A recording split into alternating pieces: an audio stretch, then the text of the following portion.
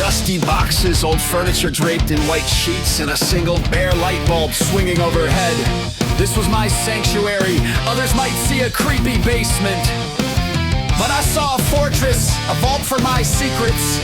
And my secrets were, well, they were a little aggressive. It all started with Capatin Carrot, a stuffed rabbit with an unpleasantly cheerful grin and an orange velour body. My aunt had given him to me for my birthday, gushing about how he was a friend forever. But Capatin Carrot wasn't my friend. He was a symbol of forced cheerfulness and sugary sweetness I couldn't stand. One afternoon I stared at his perfect stitch smile on my bed and felt a simmering rage. I wound up my arm and with a satisfying thump delivered a direct hit to his fluffy face. The feeling was electric. It was a release, a rebellion against all things cute and cuddly. Capatin Carrot flew across the room and landed with a soft bounce against the wall. He no longer looked so smug. That was the beginning of my collection. I started with the most offensive offenders. Next was Penelope Penguin, a beanie baby with a sparkly bow and wide, innocent eyes. She got a swift hook to the side. Then came a whole menagerie, a ceramic poodle, a squishy alien, and a plush dinosaur that was just a little too green.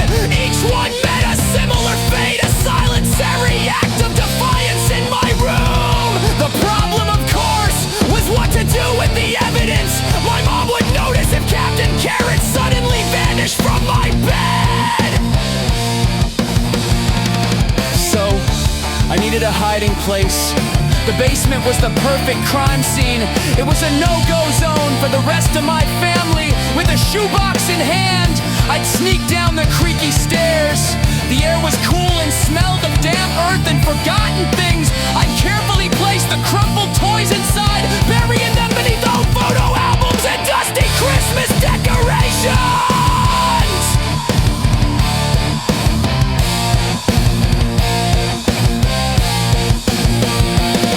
Over the next few months, the shoebox became a treasured chest of my victories. It was a graveyard for giggles, a museum of my tiny acts of aggression. I would often sneak down just to look at them, a twisted sense of pride swelling in my chest.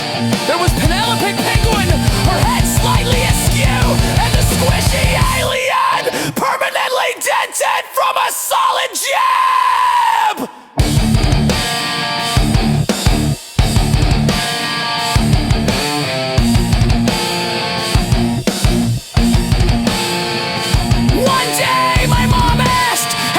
Capatin Carrot, I wanted to show your Aunt Susan how much you love him.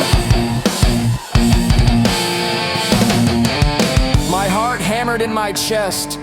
Oh, I think he's in my room somewhere.